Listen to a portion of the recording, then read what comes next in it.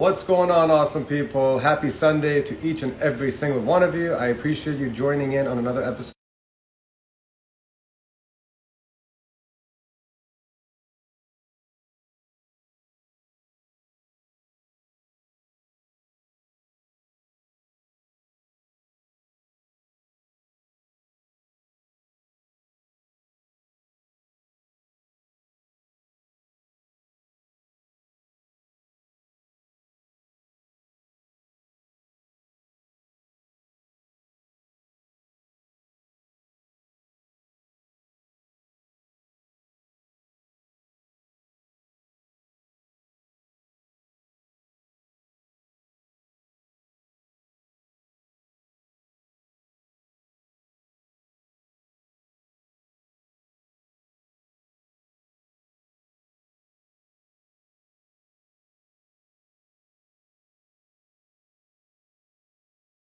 Spend 10 seconds just counting my blessings. So if you would like to join me in these 10 seconds, feel free to join me now.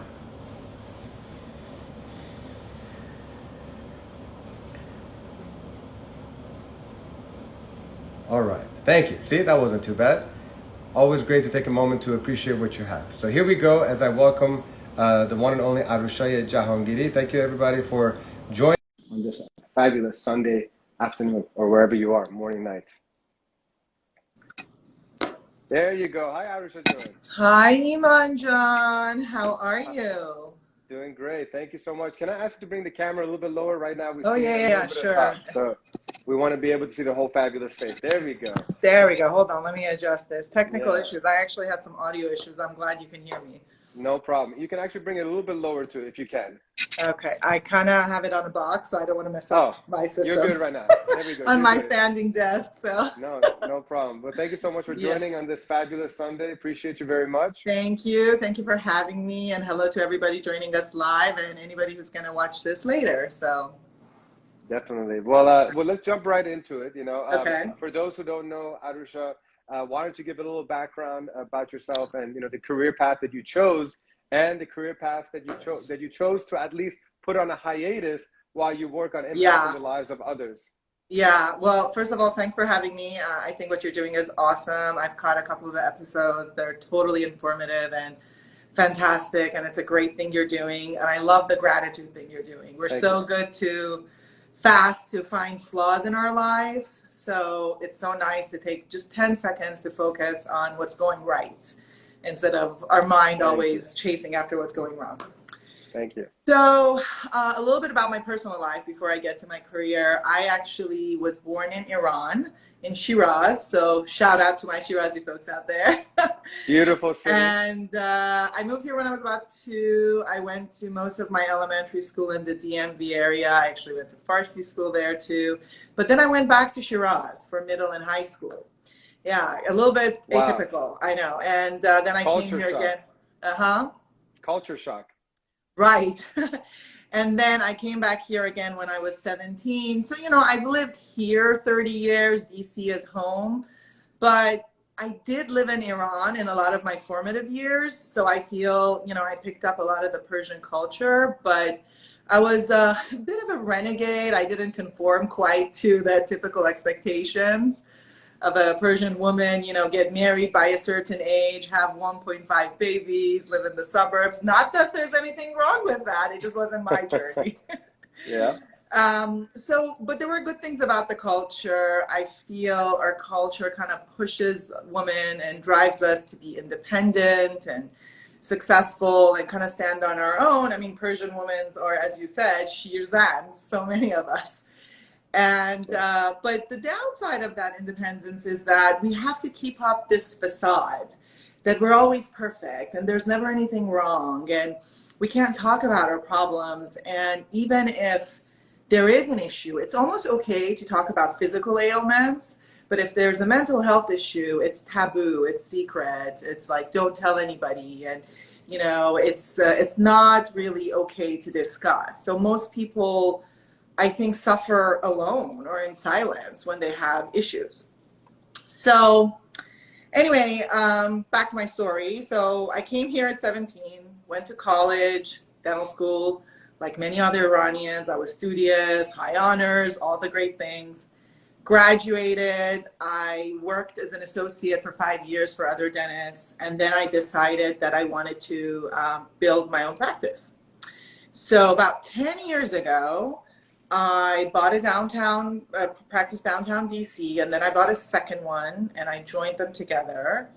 And just 5 years later, I had grown the business 250% without like adding evenings or weekends, no small feat.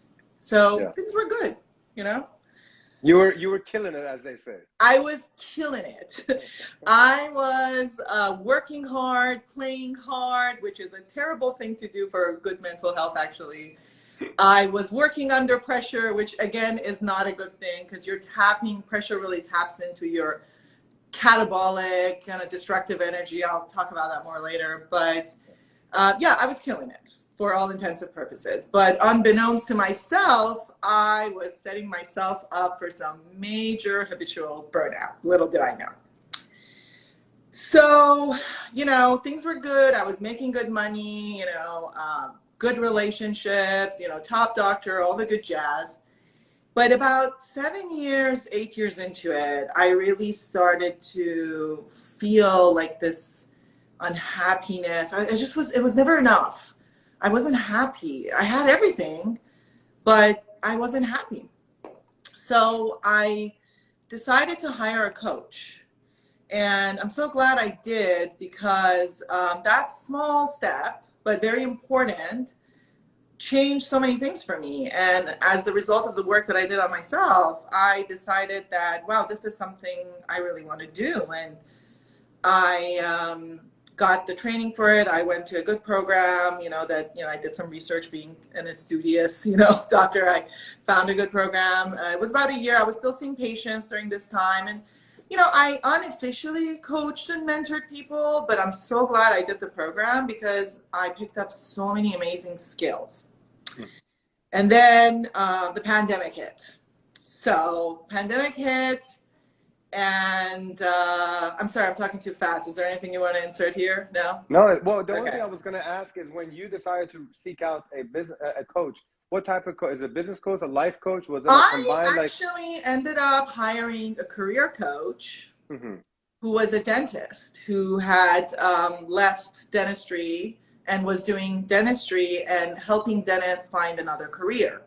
But that path isn't for everybody because you know, you spend 9-10 years going to college, and, you know, I had spent 15 years crafting my skill and building this business. Not everybody's going to want to change careers. It's almost not to mention, I'm sorry to cut, not to mention that like doctors and dentists are put on such a pedestal. So you're getting all these pats on the back and all the social recognition. Yes. So you feel like you're on the right path, but you don't have that fulfillment. Right. And you got the golden handcuffs of money, you know, it doesn't hurt. Yeah.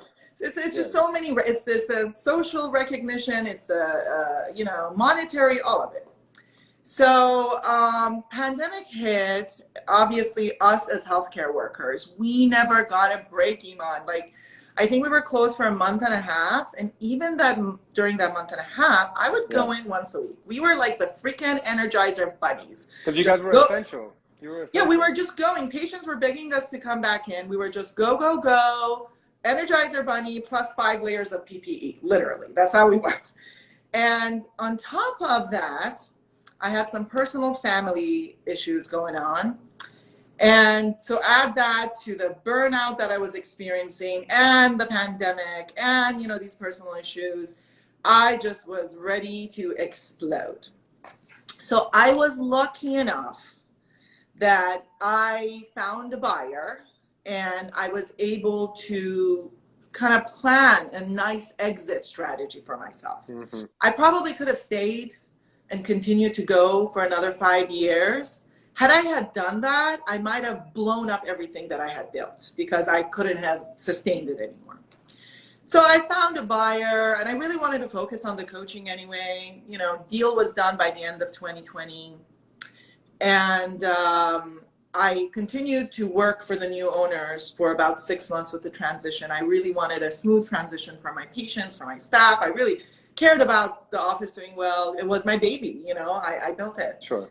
So then I stopped clinical dentistry in full in August 2021. But, my responsibilities got a lot less in January 2021 when I cut the handcuffs, sold the practice, and then I was just a plain old employee. At that point, you were 9 to 5 essentially, and you're like, wow, this is how it feels to get Well, off work and not worry about work. it was more like 8 to 4, and I just showed up to work and saw patients, and I didn't have to worry about any of the admin. And they were like, "Oh, supplies are expensive," and I was like, "Oh, that sucks. I'm so sorry." just was so. Sounds like a personal problem to me. Sounds like a personal problem to me. Figure it out. It's not my problem anymore. Exactly. So that's when the clinical dentistry ended. That being said, I think I haven't said fully goodbye to dentistry. If the past 3 years have taught me anything, is that you can never make a plan. The only thing that is always going to happen and guaranteed is change. So, maybe I'll go back to clinical dentistry if I miss it in a different way. But this experience, all this hardship that I had, it really changed my mindset and the way I would do things the next time should I do it.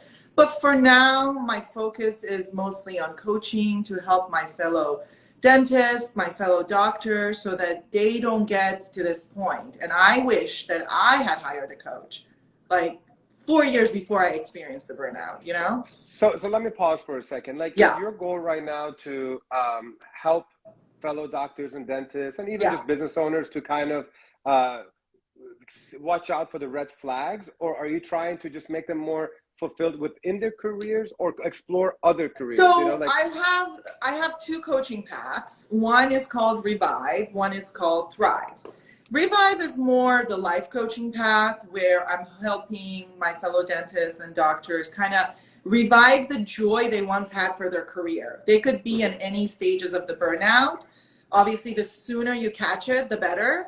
But basically working on their mindset to create a better work environment or be a better leader. Even if they just work on themselves, they're going to be a better leader, hence creating a better work environment. So that's the Revive path. It's more the journey to set people up mindfully to, regain the joy they had once for the practice. The Thrive path is for people who are business owners or are contemplating becoming business owners. So it's like, should I stay an associate? Should I add an associate? Should I buy a practice? Should I sell my practice?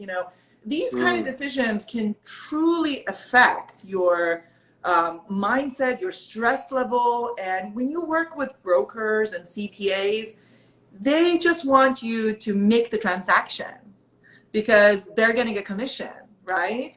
And you really need an objective person on your side because these people are smart individuals and they hold the answer themselves, but they just need a little bit of help and guidance, kind of connecting to that inner wisdom and making decisions that's going to help them. For me, I'm going to coach somebody for 6 months. I don't have a stake in it, I want. And you've literally you've been a part of the entire spectrum. So you're actually very suitable for you're not trying to push anybody in a certain way. You want them to follow their heart and their passion and help them.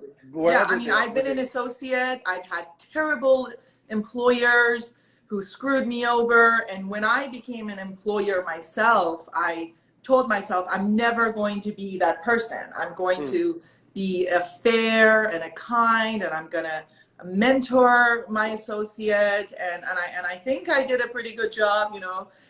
We're still very good friends with my associate who was with me for many, many years. In fact, she's my dentist. I see her.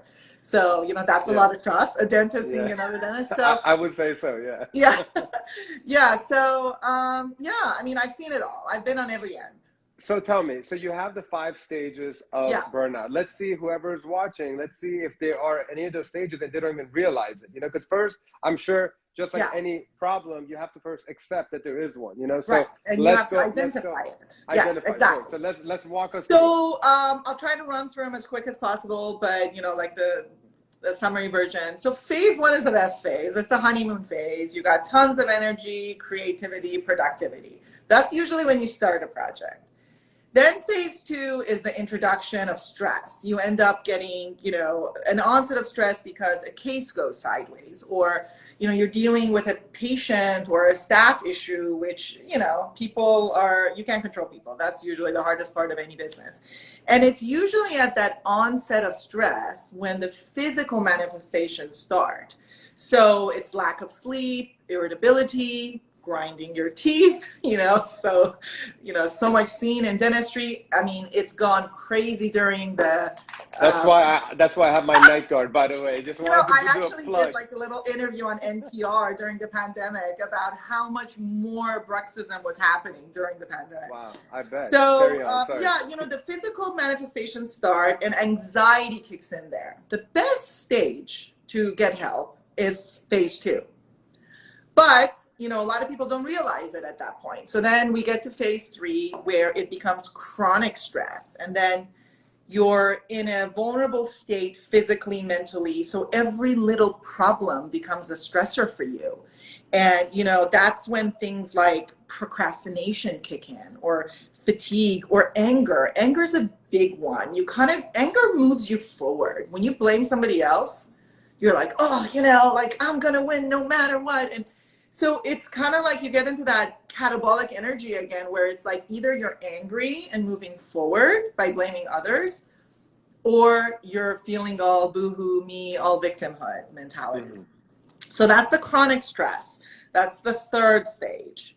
And then the fourth stage is burnout, where things become a little bit more critical. And, at that point, you start seeing more major physical manifestations, things like acid reflux, IBS, headaches. You start isolating yourself from people. You cancel plans, you're just not feeling motivated.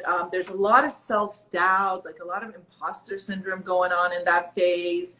And at that point, you're kind of bordering needing coaching versus therapy, because therapy focuses on the past, the trauma and pathology, and coaching is more forward action. So when you get to the end stages of burnout and almost going into stage 5, which is sustainable burnout, chronic burnout, you're just basically, that's your habit. That's where you live. You don't know any other way to be.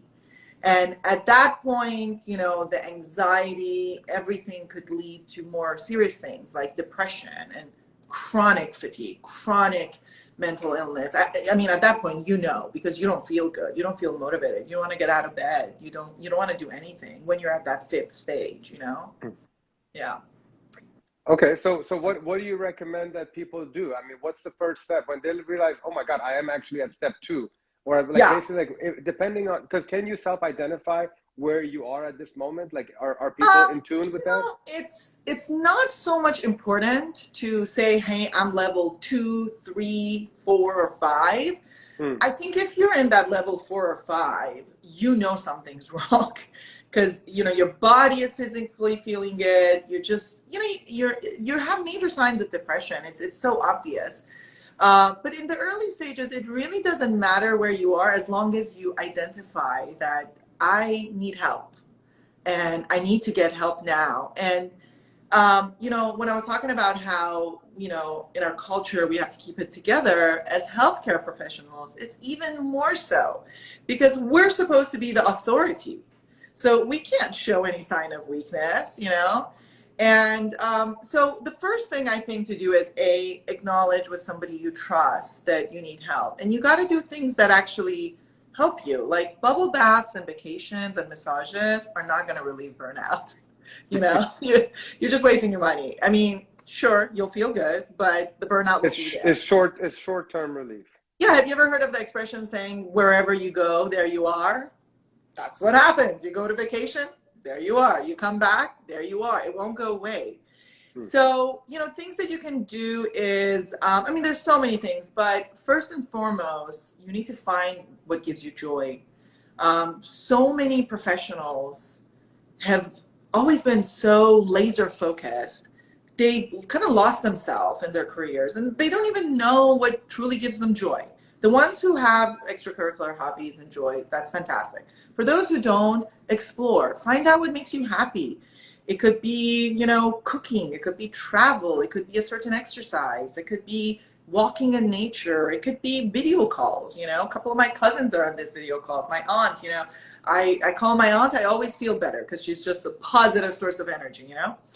And then mindfulness, like, you know, multitasking is one of the worst things. We always think that we're so productive if we're multitasking. But in reality, multitasking is a myth.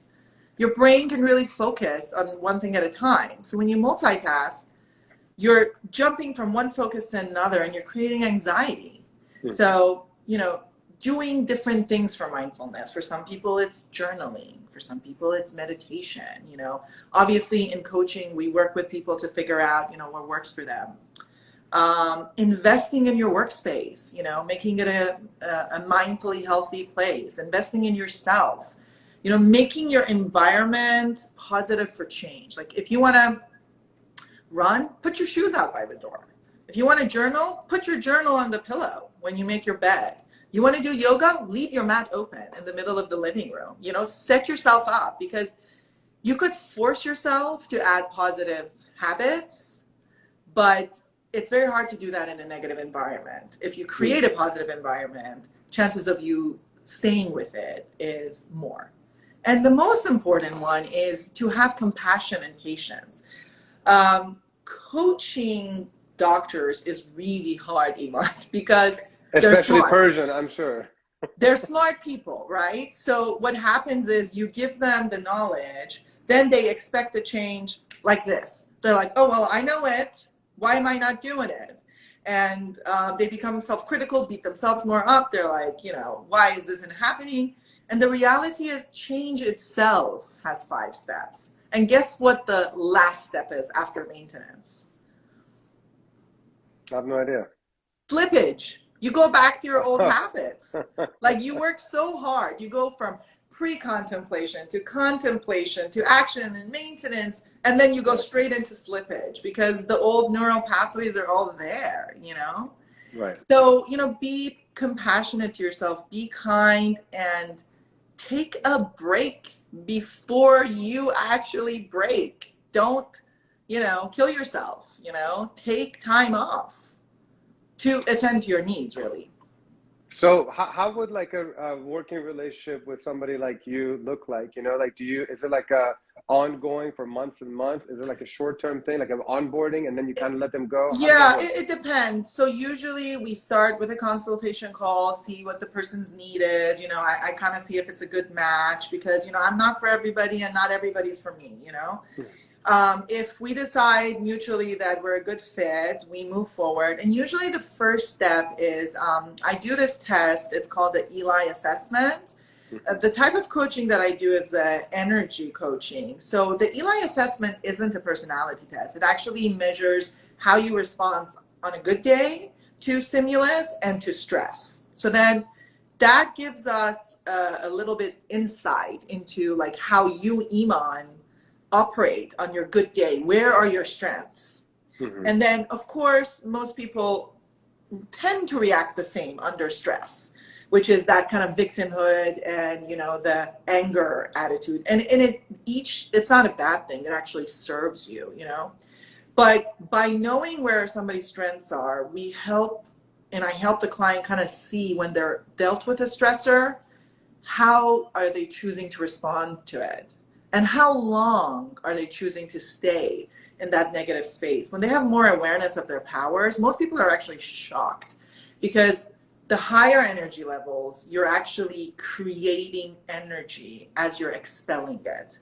So you're kind of fulfilling your bank as you work, as you put it out. Versus in the lower levels of energy, you're depleting yourself. But again, it's not good or bad, but the higher levels of energy, it's more compassion, it's more understanding, lack of judgment. But, you know, it takes work to get there. So generally speaking, most clients need about 3 to 6 months. Again, change doesn't happen easy. So it depends on the person and where they are. But I would say at a minimum 3 and then 6. But by the end of 6 months, 9 months, if they're in, the higher stages of burnout, or depending what's going on, obviously, with their business needs, they should be in a place where they can kind of graduate from coaching, if you would, and use the skills. And if something were to arise in the future, well, they can pop in and get a little bit of help if needed. But generally, the 6 months mark. Nice. Yeah. So, I mean, I know how passionate you were about trying to take your journey, your experience, and now helping others. Yeah. What is there anything else that you want to share with us? We only have a few minutes to go, and I want to make sure that you really get the most out of this conversation, because I know how much you care about helping others who were down the same path as you were. Yeah. No, I mean, I think the real take-home message from here is that, it's okay not to be okay. It's okay to ask for help, and really just invest in yourself, whatever that may mean to you. And, for some people, it's exercise or time off. For some people, it's therapy. For some people, it's coaching. And there are so many ways you can get help out there. And, if you're a dentist and any of these struggles sound familiar to you, obviously I'm happy to have a conversation, see if there's anything I can do to help. But just take a break. Take a break before you break. I like that one, but I've never heard that one before. Yeah. What's the best way for people to get in contact with you to have that initial conversation? Yeah. So, my last name Jahangiri is huge. So for many years in DC, everybody called me Dr. J, like the basketball player. I have no dribbling skills. So my website is actually drjcoaching.com. So you can go there, send me a message, and we'll connect from there. Wonderful. Well, I mean, Arousha, I've known you for a long time. First of all, as a badass dentist, Thank you. And then, but just a badass person, cool personality, fun personality, always loving and kind. And now you're being a trailblazer of sorts by walking away from something at the pinnacle of your career and doing something else that's also amazing, but more importantly, fulfilling for you, because that's where the people that you interact with are going to get the best of you when it's something that you are truly happy about. So I'm very proud of you. I hope you're proud of yourself. And the DMV, I hope they continue to support you and love you, just like they were in the dentistry field. So good luck to everything. Keep me posted. Thank you, Iman John. I have Iman. I have faith that things will work out the way they're supposed to. Always does. Yeah. Stay faithful. Thanks for having me, Iman John. Of course. All the best and goodbye. Enjoy the rest of your Sunday. Yes. And as Arousha logs off, I want to thank all of her friends and family for joining us as well. It's been a pleasure getting to know you. If you are enjoying these conversations, help grow this community by following the Unite and Conquer YouTube channel, please. I continue to do these daily IG lives. And tomorrow, my guest is actually a longtime friend and exclusively entertainment DJ. And also a lawyer, and it's Kia Konduri. So I'm very happy to share his story. We're going to talk about a lot of interesting stuff, including we're going to officially share the details of our Zendegi Persian music live stream that we're having a 5-hour edition on Wednesday, December 29th. So mark your calendars for December 29th, 6 p.m. Eastern, and join us tomorrow, December 20th at 4 p.m. Eastern with Kia Konduri. In the meantime, continue to appreciate life, continue to be kind to each other, and I'll see you guys tomorrow. Much love. Bye.